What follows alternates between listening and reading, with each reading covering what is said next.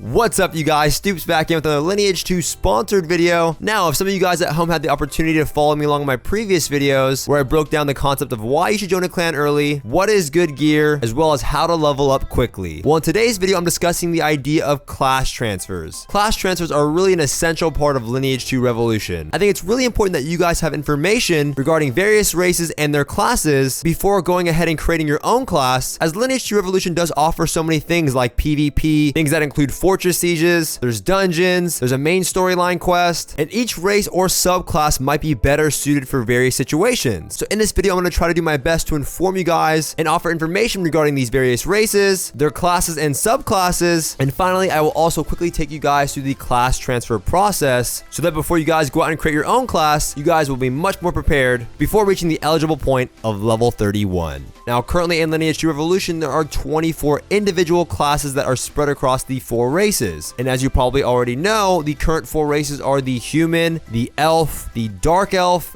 as well as the dwarf. Now, each of these races have their own character stats. While the dwarf has high HP and high defense, which might be better suited for a tanking class, so before creating your own class, it is important to take into consideration these character stats, as each race might be better suited for various classes depending on what you're trying to accomplish. Now, across all of the 4 races, they all have access to the same 3 main classes, those being the warrior, the rogue, as well as the mystic. However, each of the 4 races offer their own unique subclasses that do branch off the 3 main classes. For example, a human mystic can opt to be a sorcerer or a bishop, but again, those 2 human mystic classes will differ from the spellslinger and the elder, which is available on the elf race. So again, although each race offers the main 3 classes, they will offer their own 6 individual unique subclasses. While humans have the paladin warrior, which is similar to protection paladin from World of Warcraft, dwarf offers the guardian for their tanking class. And the common theme between all these subclasses is that the warrior will branch off into a tanking class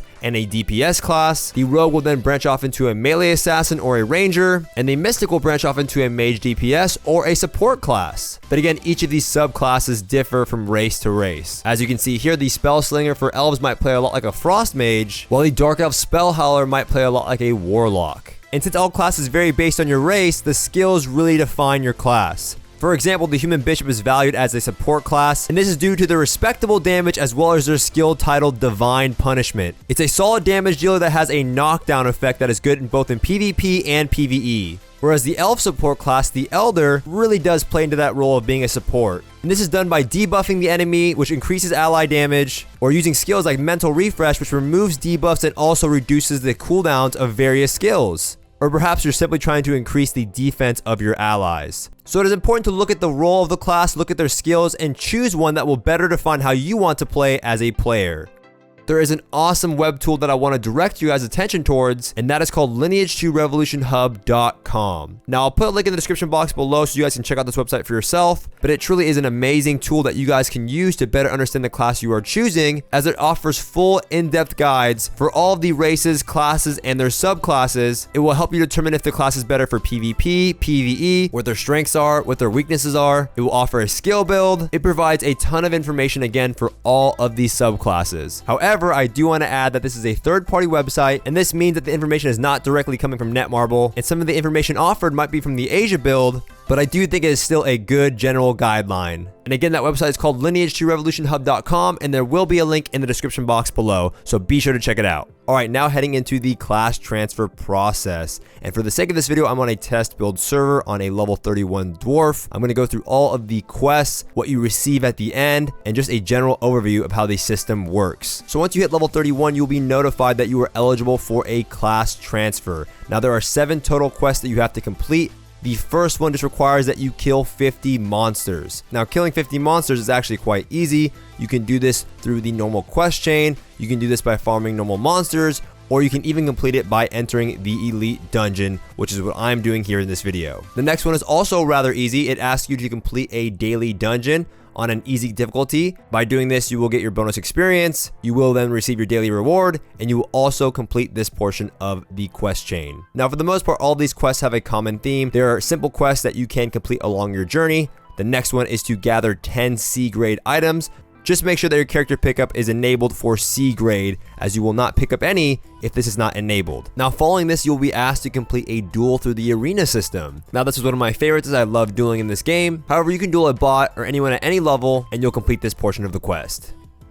Next, after this, Quest 5 will ask that you acquire 10,000 Adena, which you can simply do by clearing out your inventory or completing various activities throughout the game. Now, for quest number 6, titled Breakthrough, you're asked to enhance one of your equipment items, and this is something that you can prepare for before even reaching the quest. You can find these scrolls through your daily dungeons, elite dungeons, or through naturally progressing your character. You may even have some in your bags currently. So enhance any item of your choice, and you will complete this portion of the quest. And for quest number 7 and the last quest, you are sent to defeat Skeleton Collector Kyrios. Now, depending on your overall gear, class, and level, this may be a little bit harder to complete. However, there will be a lot of players trying to complete this portion of the quest, so just teleport to the boss, and if you can't complete it by yourself and you currently don't have any friends online, just stay near the boss and you're bound to find other players looking to complete the same quest. And that is it. Turn in the last quest and you will be notified that you are now eligible to choose your new class. You will also be rewarded with bonus loot for your new class, new abilities, and quest scrolls. So the entire process is rather easy, and hopefully following this video, you have a much better understanding of how the process works. So when it comes to class transfers, they are one of the most important features of Lineage 2 Revolution. Not only does it reward your character with free gear, but more importantly, it is one of the easiest ways to define your character and who you are as a player. So following this video, be sure to do your own research, check out lineage2revolutionhub.com, and use the information that you gather to further inform yourself before making your important and final decision. But that's gonna do it for this video, you guys. I hope you enjoyed it. If you did, be sure to give the video a thumbs up. If you have any more questions about class transfers, you can leave in the comment section below, and I'll get back to you guys right away. Try to miss me on my YouTube live stream where I answer all of your guys' questions in depth. Do not forget to subscribe, and I'll see you guys next time.